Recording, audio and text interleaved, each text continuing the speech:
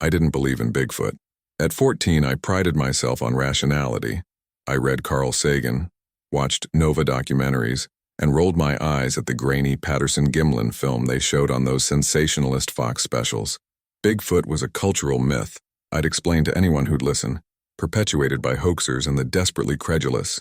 Then I spent the summer of 1994 with my grandfather in the Olympic Peninsula rainforest of Washington state, and everything I thought I knew about the world collapsed like a house of cards in a windstorm. Grandpa lived alone in a small cabin near Lake Quinault, surrounded by some of the most pristine temperate rainforest in North America.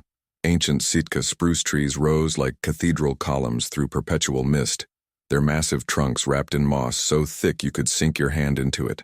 The air smelled of cedar, wet earth and decay so rich it felt alive.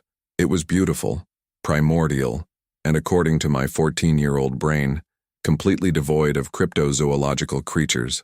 I was there to help him with summer maintenance and, my parents hoped, to reconnect after years of adolescent dismissiveness. What I found instead was a secret that would redefine everything I understood about evidence, belief, and the courage it takes to protect the unexplainable. Grandpa had been a logger in his younger days, then a wilderness guide, and finally a self-taught naturalist who spent his retirement observing and documenting the forest's rhythms. His cabin was modest: 2 rooms, a wood stove, shelves sagging under the weight of field guides and journals, but it felt like a research station. Maps of the Olympic National Forest covered one entire wall, marked with symbols and dates in his careful handwriting. "What are all the marks for?" I asked on my first day, studying the clusters of red dots concentrated in the most remote areas. "Wildlife observations," he said simply. "Elk migration patterns, bear dens, eagle nests. 40 years of watching teaches you where to look." I accepted this explanation without question. It fit my understanding of him, a man who found meaning in patient observation rather than conquest. We fell into a routine quickly. Mornings spent maintaining the cabin and clearing trails. Afternoons fishing for rainbow trout in the Solduke River. Evenings on the porch where he'd identify bird calls, and I'd read by kerosene lantern. But there were inconsistencies that my skeptical mind couldn't ignore. The food, for instance. Grandpa kept a substantial garden, potatoes, carrots, kale, but he harvested far more than 2 people could eat. When I mentioned this, he said he sold excess to a local co-op. Reasonable, except I never saw him package anything for transport, and the quantities kept disappearing. Then there were the salmon. Twice a week, he'd drive to the tribal fishery and return with enormous king salmon, sometimes 3 or 4 at a time. "Getting old," he'd say. "Easier to buy in bulk." But I noticed he only cooked one. The others went somewhere, and the sounds at night. Deep, resonant vocalizations that seemed to roll down from the ridges like distant thunder. "Elk bugling," Grandpa would say. But I'd heard elk before, and this was different, more complex, almost structured, like language rendered in frequencies our vocal cords couldn't produce. The most glaring oddity was his evening routine. Every night around dusk, Grandpa would pack a large backpack with food, fill several water containers, and disappear into the forest for 2 to 3 hours. He'd return tired but satisfied, I guess, like someone who'd completed meaningful work. "Want company?" I'd offer. "Not tonight," he'd always reply. "Need to check some things alone." After 2 weeks of this pattern, my skepticism evolved into curiosity, and then into frustration. He was clearly doing something he didn't want me to know about. Paranoid hermit activities? A secret girlfriend? Some kind of weird wilderness ritual? I considered myself too rational to jump to fantastic conclusions, so I did what any scientifically minded teenager would do. I formed a hypothesis and designed an experiment to test it. Hypothesis: Grandpa was conducting some kind of unauthorized wildlife activity, maybe feeding bears despite regulations or maintaining an illegal feeding station. Experiment: follow him covertly, observe, gather evidence. I told myself it was about protecting him from potential legal troubles or safety issues. In reality, I was a bored kid who needed answers. On a Thursday evening in late July, when Grandpa announced his usual evening check, I pretended to settle in with a book. I watched through the window as he shouldered his backpack and headed into the forest, taking the trail toward Graves Creek. I waited 10 minutes, long enough for him to get ahead, short enough that I wouldn't lose him, then grabbed my own pack with water and a flashlight. The sun hung low through the canopy, painting everything in amber and shadow as I followed my grandfather into the ancient forest.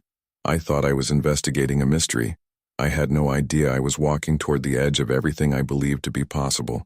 Following someone through dense rainforest without being detected is harder than movies make it look. The ground was carpeted with decades of fallen needles and rotting logs, creating an acoustic nightmare where every step could betray your presence. I moved in Grandpa's wake, staying far enough back that the forest sounds, dripping water, distant woodpeckers, wind through high branches, would mask my approach. He moved with surprising speed for a 70-year-old, following game trails I barely recognized as trails at all. We traveled deeper into roadless wilderness, past the boundary markers of the national park, into areas where the trees grew so dense that twilight became near darkness beneath the canopy. After 45 minutes, the trail opened into a small clearing near a creek, a natural amphitheater ringed by massive Douglas firs and cedars. Grandpa stopped here, setting down his backpack with visible relief. Then he did something strange. He called out, not words, but a vocalization, a series of low whooping sounds followed by a pattern of knocks on a tree trunk. Rhythmic, deliberate, like a code. I crouched behind a massive nurse log about 60 yards away, my heart pounding. This wasn't feeding bears. This was communication. Grandpa unpacked his supplies methodically. Salmon laid on a flat rock, apples arranged in a pile, water poured into a natural depression in a fallen log. Then he sat on a stump and waited, his posture relaxed but attentive. 10 minutes passed. 15. The forest darkened as sunset progressed. I was beginning to think this was some elaborate ritual of his loneliness when I heard it, a response to his earlier call. Similar vocalizations, but from deeper in the forest, moving closer. And then I saw something that made my entire understanding of reality crack down the middle. A figure emerged from between the trees. Massive, easily 7.5 feet tall, maybe more, covered in dark brown hair that caught the fading light. It moved with a gait that was almost human but not quite, more fluid, more powerful, weight distributed differently across a frame built for both bipedal travel and rugged terrain. It walked into the clearing on 2 legs, and my brain simply refused to process what my eyes were showing it. Bigfoot, Sasquatch, the thing that didn't exist, couldn't exist, that I'd dismissed as folklore and misidentification and human pattern-seeking in ambiguous stimuli. It was real.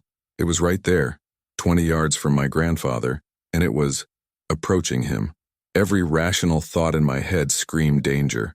This was a predator, a wild animal, something that could kill him with one blow. I should run for help or shout a warning but Grandpa didn't move.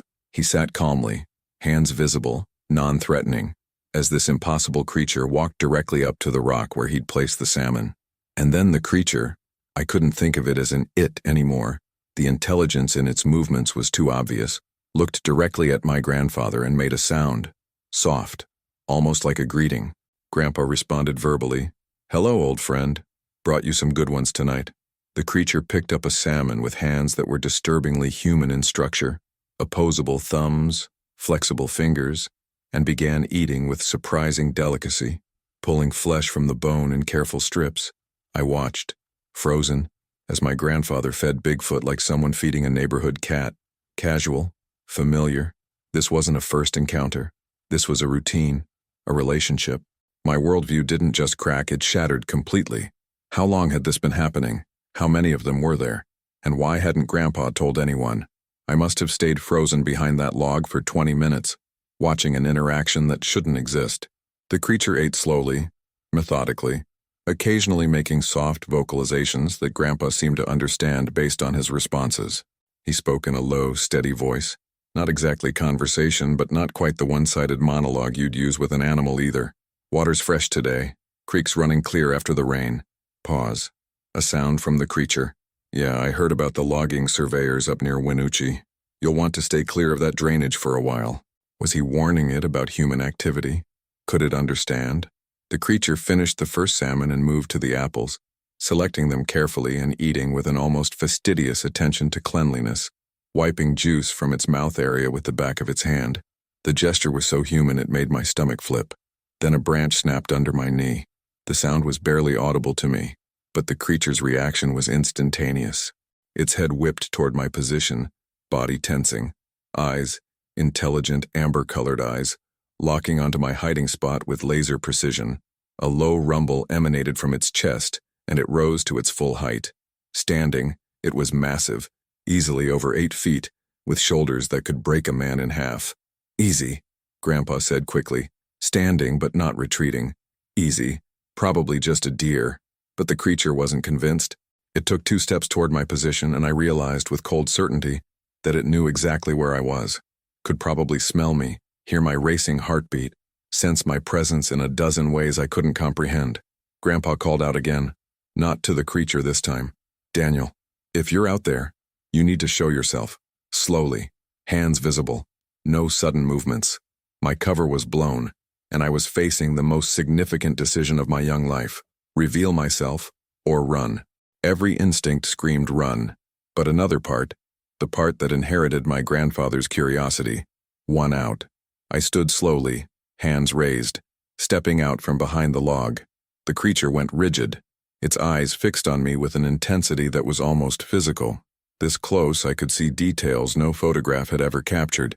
The structure of its face was ape-like, but also eerily human, with expressions that flickered across it: surprise, wariness, calculation. Its breathing changed pattern, nostrils flaring as it processed my scent. "Grandpa," I managed, my voice cracking. "What?" "Quiet now," he said gently but firmly. "Let him see you. Don't run. Running triggers chase instinct. Him, not it, him. The creature, he." Watched me for what felt like an eternity but was probably 30 seconds. Then he turned to Grandpa and made a complex series of sounds. Questions I somehow knew. "Who is this? Threat? Why here?" Grandpa responded in tone and gesture, pointing to me, then to himself, making movements that looked almost like sign language. "Family," he said aloud. "My grandson. Safe. No threat." The creature's posture shifted slightly, still wary but less aggressive. He looked between us, clearly seeing the resemblance, drawing conclusions. Then he did something that changed everything. He reached down, picked up one of the remaining apples and, after a long moment of consideration, tossed it gently in my direction. It landed a few feet in front of me, rolling to a stop in the moss. An offering, or a test, or both. "Pick it up," Grandpa said quietly. "Show him you understand." My hand shook as I bent to retrieve the apple.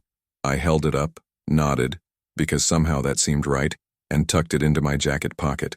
The creature made a soft sound. Then, without further ceremony, he turned and walked back into the forest, melting into the shadows like smoke. Grandpa and I walked back to the cabin in complete silence. What was there to say?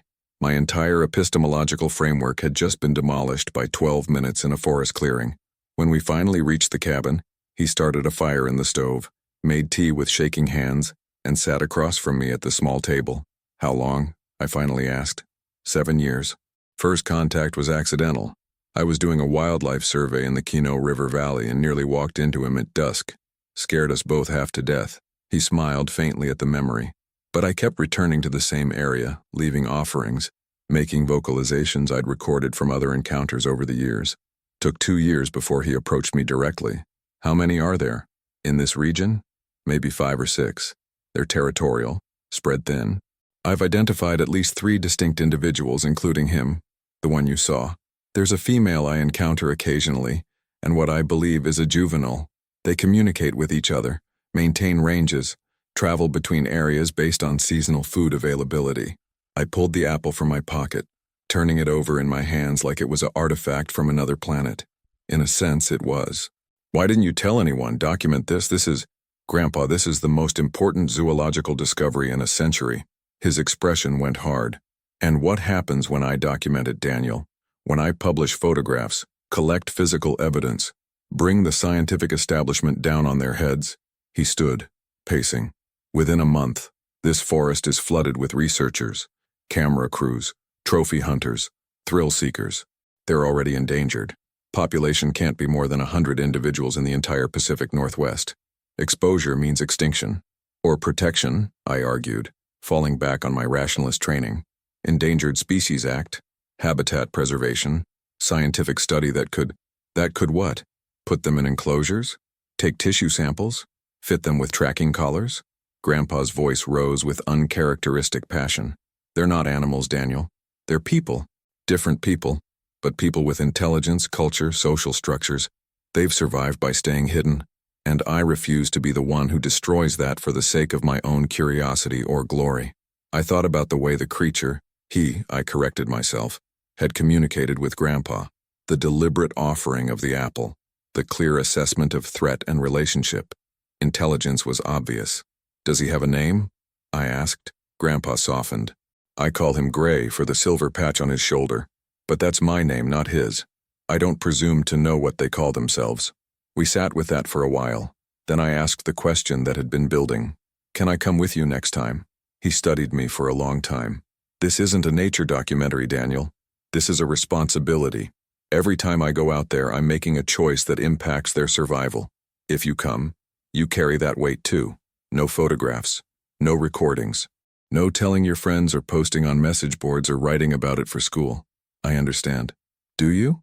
Because understanding means accepting that you'll carry the biggest secret of your life to your grave. It means choosing their safety over your own credibility. People will ask you about Bigfoot. It's a cultural obsession. You'll have to lie to their faces while knowing you've seen what they desperately want to see. I looked at the apple in my hand. Physical proof. I could take this to a lab, get DNA analysis, publish findings, become famous. Or I could protect a secret given in trust. I choose protection, I said. Grandpa nodded slowly. Then tomorrow night you can come. The next evening we prepared together. Grandpa explained his protocols, movements, distances, vocalizations, the importance of consistency. They understand routine, he said. Predictability creates trust. I always come at the same time, use the same calls, bring the same types of food. No surprises. We packed the backpack. Fresh salmon from the tribal fishery, apples, berries collected that morning, water. Grandpa added something new. Wild honey he'd harvested from a tree hollow. Special occasion, he explained, introducing you formally. As we hiked the familiar trail, he told me Gray's story as he'd pieced it together. 7 years ago, he was younger, more robust. Over time, I've watched him age. Slower movements, graying fur, caution born of experience. He's been injured at least twice that I know of. Once from what looked like a territorial fight, deep claw marks across his back. Another time his hand was mangled, possibly caught in an old trap or logging equipment. You treated him? He let me clean wounds, apply basic antiseptic. Wouldn't tolerate much more, but he understood I was helping. Grandpa paused on the trail, looking back at me. That's when I realized the depth of their intelligence. He chose to trust, despite pain and fear. That's not instinct, that's reason. In the clearing, we followed the ritual. The calls, the food arrangement, the patient waiting. I was calmer this time, though my heart still raced. The forest dimmed. A barred owl called somewhere in the canopy. Water burbled over stones in the creek. Then Gray appeared, emerging from the same direction as before. He paused at the tree line, amber eyes finding me immediately. He made a sound, questioning. Grandpa responded with vocalizations and gestures, then spoke. This is Daniel, my grandson. He'll be coming with me sometimes. He understands the rules. Gray studied me. I stayed perfectly still, hands visible, maintaining a posture I hoped conveyed respect rather than threat. After a long moment, he entered the clearing and approached the food, but he didn't eat immediately. Instead, he picked up the container of honey, examined it, and looked at Grandpa with what I can only describe as pleased surprise. Thought you'd like that, Grandpa said, smiling. Gray actually sat down cross-legged like a human would, and dipped his fingers into the honey, eating slowly, savoring it. The gesture was so relatable, so fundamentally person-like, that I felt tears sting my eyes.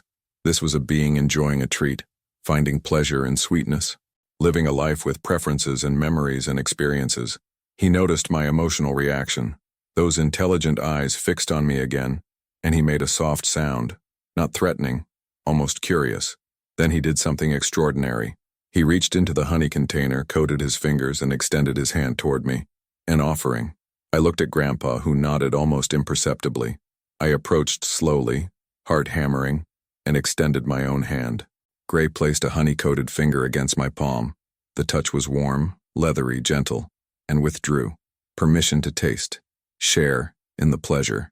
I licked the honey from my hand. It was wild, complex, unlike any store-bought variety. And I understood. This wasn't just about food. This was communion, acknowledgement, acceptance. Thank you. I whispered. Gray made a sound that might have been approval. Then he returned to his meal, and we sat in that clearing together. Two humans and one individual of a species science claimed didn't exist, sharing space, food, and the profound silence of mutual respect. That night I learned that evidence means nothing compared to truth, and that sometimes the greatest act of science is choosing not to publish. The situation complicated a week later when my mother called with news. A documentary crew had arrived in the area, filming for a Bigfoot investigation series. They were interviewing locals, setting up trail cameras, offering rewards for credible footage. Your grandfather must be having a field day with this nonsense, she said, laughing. I hope he's giving them properly skeptical quotes. I looked at Grandpa across the cabin. His expression was grim. The crew set up base at the lodge in Kino, and within days the forest was different. Hikers who normally kept to established trails were now crashing through undergrowth with cameras. The sounds we'd become accustomed to, Gray's vocalizations, the responses from his group, went silent. They knew something had changed. They were hiding deeper. He's not coming, Grandpa said after our third consecutive evening waiting in the clearing. Too much human activity. He's smart enough to lie low. How long will they stay? Typical crew? 2 weeks of filming, maybe 3, but the damage is done. Gray's territory is compromised. He might avoid this entire drainage for months. I felt the loss acutely, and I'd only known about Gray for 2 weeks. For Grandpa, this was 7 years of relationship being disrupted. Then one of the documentary producers came to the cabin. His name was Rick Denham, enthusiastic and earnest in the way of people who believe they're pursuing truth. We're interviewing longtime residents, he explained. Your reputation as a naturalist makes you a valuable voice. Even if you're skeptical, that perspective is important. Grandpa was polite, but firm. I don't do interviews. Just a few questions about the ecosystem, whether it could support a large primate population. Professional opinion, nothing sensational. My opinion is that you're disrupting a fragile wilderness area with your presence, frightening legitimate wildlife, and perpetuating pseudoscience for entertainment value. Rick bristled. We're documenting unexplained phenomena. If there's even a chance, there's no chance, Grandpa said flatly. Bigfoot is a cultural myth. What you're doing is turning a pristine forest into a circus. Please leave my property. After Rick left, I asked the obvious question. Why don't we just tell them? Show them Gray, get them what they want, make them leave? Grandpa looked at me like I'd suggested setting fire to the forest. And you think they'd leave after seeing real evidence? Daniel, they'd never leave. This would become ground zero. Military, government agencies, corporate interests. Everyone would want a piece. Gray's life would be over. His family's lives would be over. So we just let them stumble around. We let them find nothing because there's nothing to find if Gray stays hidden, which he will, because he's survived this long by being smarter than the people looking for him. But I underestimated human persistence. 3 days later, the documentary crew found something. A trail camera image, blurry, taken at night, showing a large bipedal figure at the edge of frame. Probably Gray or one of his family members captured by sheer luck in the massive grid of cameras they'd deployed. The image was everywhere within hours. Local news, social media, Bigfoot forums exploding with analysis. The consensus, most credible footage in decades. More people came. Professional trackers, amateur enthusiasts, a primatologist from UC Davis who set up a research station less than 3 miles from Gray's territory. Grandpa made a decision that night. We need to help him relocate. There's wilderness up near Gray's Harbor that's remote enough, but we have to guide him there. Make sure he understands it's temporary. Can we do that? We have to try. Because if we don't, someone's going to get clear footage eventually, and then everything falls apart. Moving a Sasquatch through 30 miles of wilderness without being detected was the most audacious thing I'd ever attempted. Grandpa had a plan born of decades reading topography. We'd use the river drainages, travel at night, take advantage of a predicted weather front that would keep most humans indoors. We made contact with Gray, after 4 days of trying, finally finding him in a secondary clearing miles from his usual territory.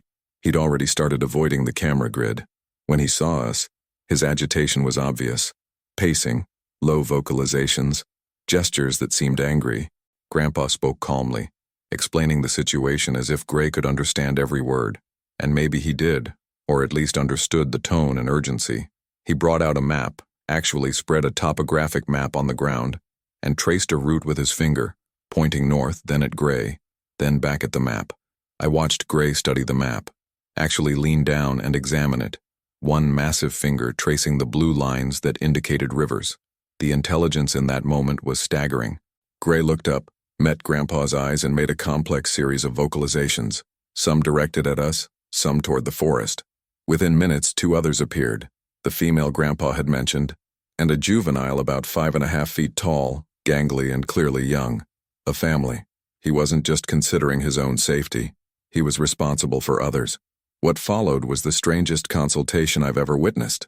Gray communicated with his family through sounds and gestures we couldn't fully interpret, occasionally looking back at the map, at us, at the darkening sky. We were proposing that they abandon their territory because humans were getting too close. We were asking them to trust us. The female approached Grandpa and I tensed, but her body language wasn't aggressive. She reached out and touched the map, making a questioning sound. Grandpa pointed to the destination again, then pantomimed walking, sleeping, safety. She looked at him for a long moment, then at her juvenile, then back at Gray. Some silent communication passed between them. Gray turned to us and made a decisive sound. Agreement. We traveled for 3 nights, moving through river valleys and old-growth corridors, where the canopy was thick enough to hide their silhouettes. Gray led, with his family in the middle and Grandpa and me bringing up the rear, occasionally using flashlights to check the route. It was the most surreal experience of my life, hiking through wilderness with beings that shouldn't exist, helping them escape the very humans who desperately wanted to prove they were real. On the second night, the juvenile, curious and less cautious than his parents, approached me during a rest stop. He sat down about 10 feet away and just watched me. I could see Gray tense, protective, but the female touched his arm and he relaxed slightly. The juvenile made a soft sound, almost playful.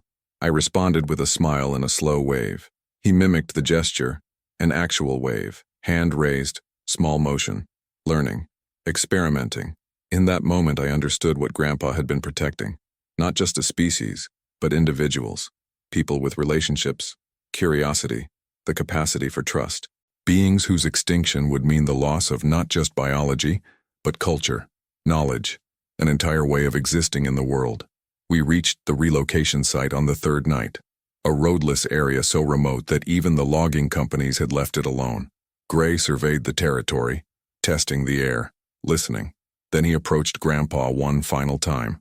He placed both hands on Grandpa's shoulders, a gesture that was unmistakably gratitude, and made a sound that resonated in my chest. Goodbye.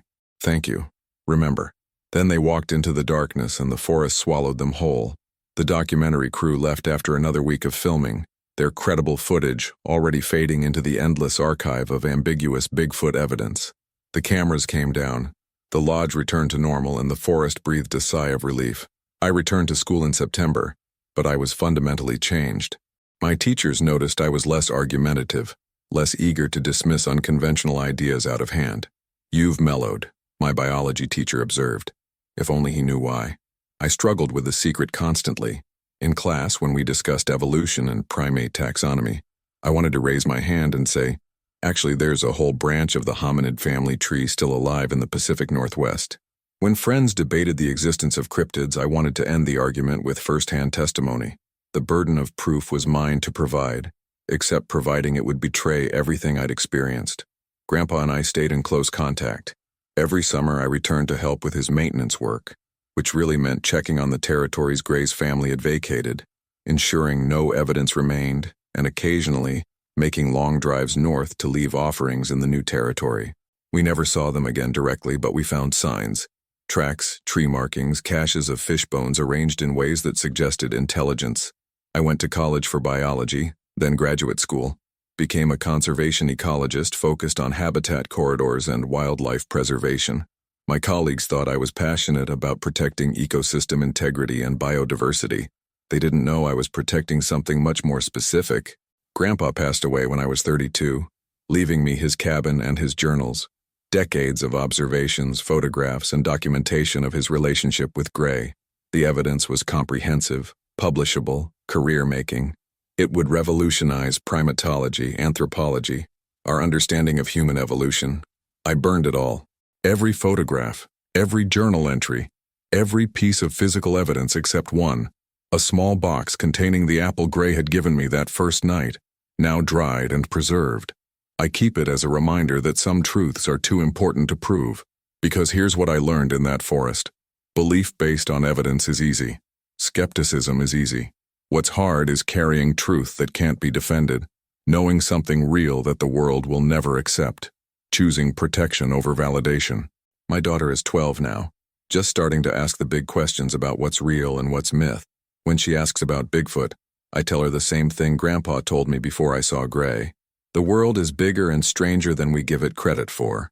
Some mysteries exist because the world needs mysteries. She's skeptical, of course, rational, just like I was. Maybe someday I'll take her to the Olympic Peninsula, to the cabin I've maintained all these years. Maybe we'll hike into the old-growth forest, and maybe, if the world is kind, if Gray's descendants are still there, if the conditions are exactly right, she'll see what I saw. Or maybe she won't. Maybe the secret will die with my generation, and that's okay too, because the point was never about proof.